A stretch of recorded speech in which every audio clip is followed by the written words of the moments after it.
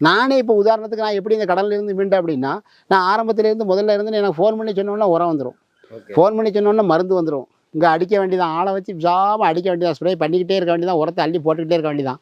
வயல் அறுவடை ஹார்வெஸ்ட் முடிஞ்ச உடனே தான் அவர் வந்து கேட்க ஆரம்பிப்பார். இந்த ஹார்வெஸ்ட் முடிஞ்சு ஒரு 10 நாள் வரைக்கும் பொறுத்திருப்பார் கடன் கொடுத்தவர். 10 நாளைக்கு அப்புறம் வயல் ஹார்வெஸ்ட் பண்ணியாச்சா என்னன்னு கேட்க ஆரம்பிப்பார். இங்கே நெல் கொடுத்துருக்க இடத்துல இருந்து 1 மாதம் டைம் கேட்டிருப்பாப்புல. சரி, 1 மாதம் டைம் கேட்டு இந்த 20 நாள் வந்து நான் ஒரு கேப்பில் அவரை வந்து ஃபாலோ பண்ணவே முடியாது. அவர் அந்த பக்கமும் இருக்காருன்னா இந்த பக்கம் தான் மாறி நான் தெருவழியாலாம் போயிருக்கேன். மறைஞ்சு போகக்கூடிய சூழ்நிலை தான் அங்கே விவசாயிகளுடைய சூழ்நிலை.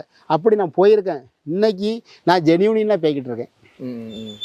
யாரை பற்றியும் கேள்வி கேட்க போகிறது இல்லை. நானே ராஜா, நானே மந்திரி. சரியா? இன்னைக்கு என்ன நம்மளால் முடிஞ்சது நிறைய வேர்களை, ஏகப்பட்ட மனித ஜீவன்களை ஒரு விஷமில்லாத பயிரை நான் உற்பத்தி பண்ணி கொடுத்துக்கிட்டு இருக்கேன். என் பயிரை சாப்பிட்றவங்க கண்டிப்பான வந்து விஷம் இல்லாமல் 100% விஷம் இல்லாமல் சாப்பிடுதாங்க. என் மண் வளமும் நல்லா இருக்கு. நானும் நல்லா இருக்கேன்.